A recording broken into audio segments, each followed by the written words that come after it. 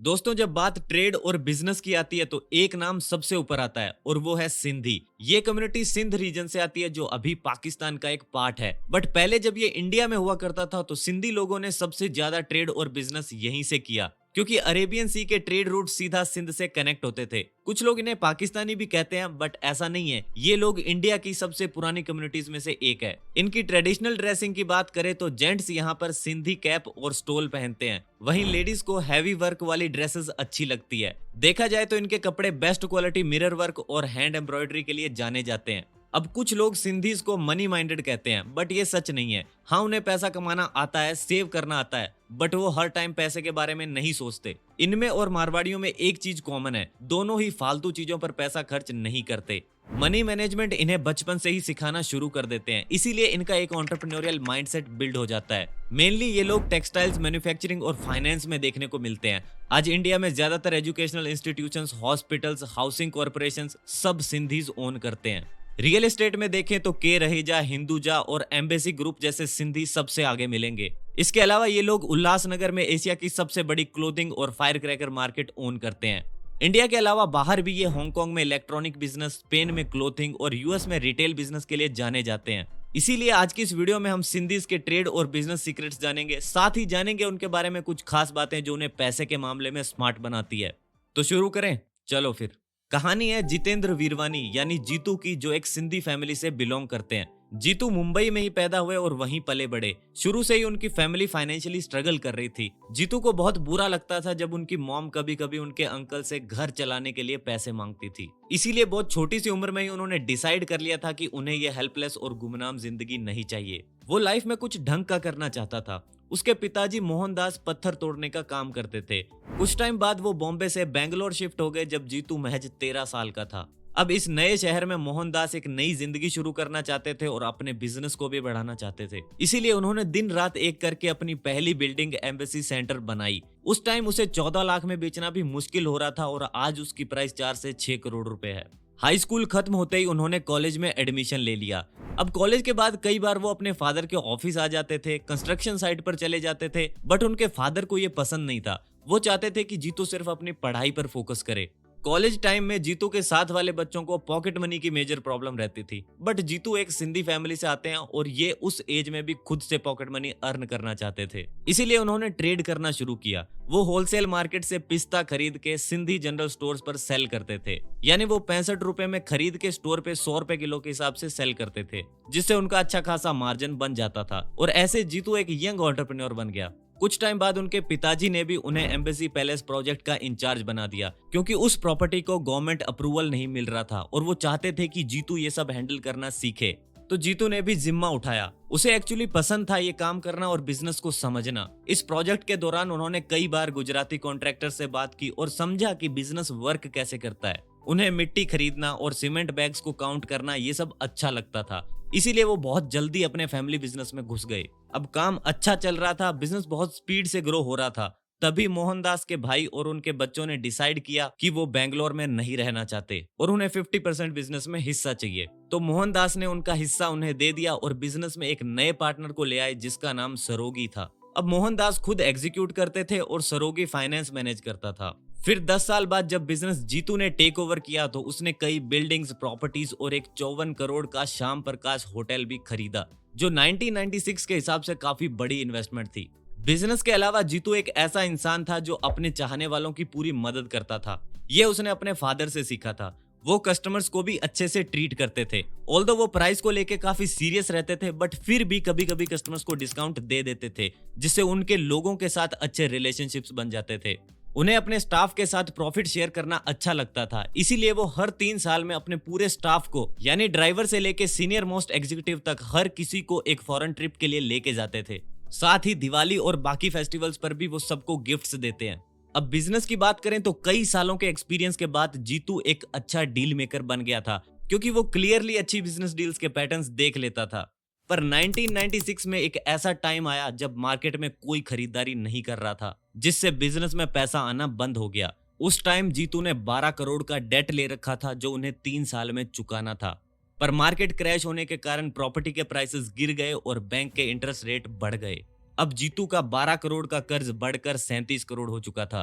वो जैसे तैसे करके इस सिचुएशन को संभाल रहे थे, बट अब लोग उनकी रेपुटेशन पर सवाल उठा रहे थे, इवन उनके फैमिली मेंबर्स भी। इसी के चलते वो अपनी फैमिली से भी अलग हो गए। हाँ, बाद में उन्होंने बैंक लोन्स का सेटलमेंट कर दिया और काम भी सही चलने लगा। पर अब जीतू ने डिसाइड कर लिया था कि वो एक फाइनल सेटलमेंट चाहता है और अपना करियर फिर से स्टार्ट करना चाहता है। तो फाइनली मोहनदास ने उसके लिए दो ऑप्शन रखे। पहला तो ये कि अगर सेपरेट रियल एस्टेट का बिजनेस करना है तो 18 करोड़ रुपए और दो, या फिर ये सब काम छोड़ दो और कुछ नया करो, उसके लिए मैं तुम्हें डेट फ्री 15 करोड़ रुपए देता हूँ।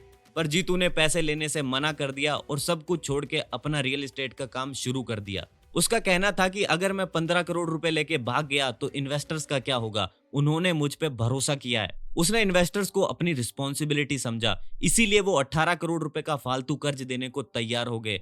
फिर अगले कुछ सालों में उन्होंने अपनी नॉलेज और एक्सपीरियंस के दम पे इस नए बिजनेस को भी चला दिया।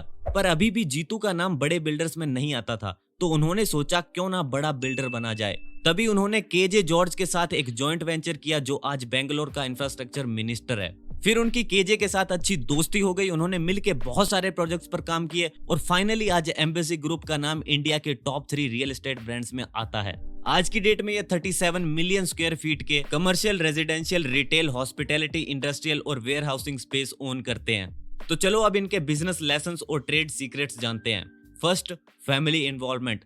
सिंधी कम्युनिटी अपने बिजनेस डिसीजंस में फैमिली मेंबर्स को इन्वॉल्व करते हैं और इसी कारण से सभी मेंबर्स की शेयर्ड वैल्यूज और लॉन्ग टर्म विजन का पता चलता है। सिंधी बिजनेस में अक्सर फैमिली एक कॉमन गोल के लिए काम कर रही होती है। फैमिली मेंबर्स अलग अलग टास्क की रिस्पॉन्सिबिलिटी ले लेते हैं, डिपेंडिंग अपॉन कि उनकी स्किल्स और एक्सपर्टीज क्या है। फैमिली इन्वॉल्वमेंट का एक और सबसे बड़ा फायदा ये है कि उनमें एक ट्रस्ट बिल्ड हो जाता है। उन्हें एक दूसरे की स्ट्रेंथ्स और वीकनेसेस की डीप अंडरस्टैंडिंग होती है। इससे एक अच्छा एनवायरनमेंट बनता है जहां ओपनली कम्युनिकेट किया जा सकता है, जिससे इफेक्टिव डिसीजन मेकिंग और प्रॉब्लम सॉल्विंग होती है। साथ ही फैमिली बिजनेस में एक हाई लेवल ऑफ डेडिकेशन और लॉयल्टी देखने को मिलती है, क्योंकि फैमिली मेंबर्स पर्सनली बिजनेस की सक्सेस और रेपुटेशन के लिए जिम्मेदार होते हैं। इसके अलावा फैमिली वैल्यूज भी एक बड़ा रोल प्ले करती हैं सिंधी एंटरप्राइजेस में। अक्सर इनकी values cultural and ethical tradition से जुड़ी होती है, जिसकी वजह से इनके बिजनेस को एक अच्छी आइडेंटिटी मिलती है। इसके बाद जब भी बिजनेस नेक्स्ट जनरेशन को पास ऑन किया जाता है तो वो भी पूरी प्लानिंग और प्रिपरेशन के साथ किया जाता है। सिंधी फैमिली में यंगर जनरेशन को इंडस्ट्री नॉलेज और रिस्पॉन्सिबिलिटी दी जाती है ताकि आगे भी बिजनेस स्मूथली चलता रहे। सेकंड है नेटवर्किंग। किसी भी बिजनेस का एक इंपॉर्टेंट एलिमेंट माना जाता है नेटवर्किंग। इसीलिए सिर्फ सिंधी ही नहीं, बाकी कम्युनिटीज में भी नेटवर्किंग को बहुत इंपॉर्टेंस दी जाती है। इसका मतलब होता है उन लोगों के साथ अच्छा रिलेशन बना के रखना जो आपके बिजनेस को सपोर्ट, रिसोर्सेज और वैल्यूएबल इनसाइट्स प्रोवाइड करते हैं। पर सिंधीज के लिए नेटवर्किंग सिर्फ बिजनेस तक लिमिटेड नहीं रहती, वो नॉर्मली भी लोगों से अच्छे रिलेशन बना के रखते हैं। इसके अलावा ये कम्युनिटी इवेंट्स, इंडस्ट्री कॉन्फ्रेंसेस और बिजनेस फोरम्स में पार्टिसिपेट करते हैं ताकि ढंग के लोगों से मिलना हो और उनसे कुछ सीखा जा सके। इसीलिए इनकी नेटवर्किंग से जेन्युइन रिलेशनशिप बिल्ड होता है जो ट्रस्ट और म्यूचुअल रिस्पेक्ट को बढ़ाता है। थर्ड है रिस्क टेकिंग। सिंधी लोगों की एक खास बात यह है कि वो कैलकुलेटेड रिस्क लेने से नहीं डरते और उनकी ये रिस्क टेकिंग एबिलिटी सिर्फ फाइनेंस तक लिमिटेड नहीं है, बल्कि हर चीज, फिर चाहे वो नई मार्केट में एंटर करना हो, नई टेक्नोलॉजी लाना हो या फिर नए बिजनेस मॉडल पर वर्क करना हो, वो रिस्क लेने से पीछे नहीं हटते। साथ ही एक चीज में वो माहिर हैं और वो है चैलेंजेस को अपॉर्चुनिटीज में कन्वर्ट करना। बहुत सारे सिंधी बिजनेसेस पार्टीशन के बाद बिल्ड हुए जब उन्हें इंडिया में बिना घर के रहना पड़ रहा था। उनकी इसी मजबूरी ने उन्हें सक्सेस तक पहुंचाया। अब रिस्क टेकिंग में एक इंपॉर्टेंट चीज होती है इनोवेशन। सिंधी लोग कभी भी इनोवेट करने से नहीं डरते, फिर चाहे प्रोसेसेस हो, प्रोडक्ट्स हो या सर्विसेज।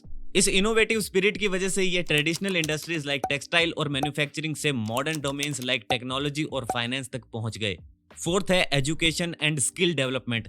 सिंधी कल्चर में फैमिलीज इस चीज पर बहुत फोकस करती हैं कि उनके बच्चों को क्वालिटी एजुकेशन मिले और ये लोग एजुकेशन को लेकर इतने सीरियस हैं कि इंडिया में मेजर एजुकेशनल इंस्टीट्यूशंस इन्हीं के हैं। इनका मानना है कि एजुकेशन दो मेजर पर्पस के लिए जरूरी है।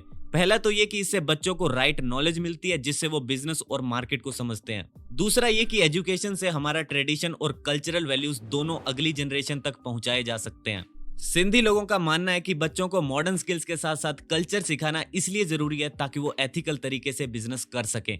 अब पढ़ाई के साथ साथ ये लोग स्किल्स और हैंड्स ऑन एक्सपीरियंस की वैल्यू भी समझते हैं, क्योंकि स्किल डेवलपमेंट फोकस करता है बिजनेस की स्पेसिफिक जरूरत पर। फॉर एग्जांपल, अगर आप फाइनेंस या मैन्युफैक्चरिंग में हो तो आपके लिए financial management, market analysis, R&D ये सब स्किल्स हैं।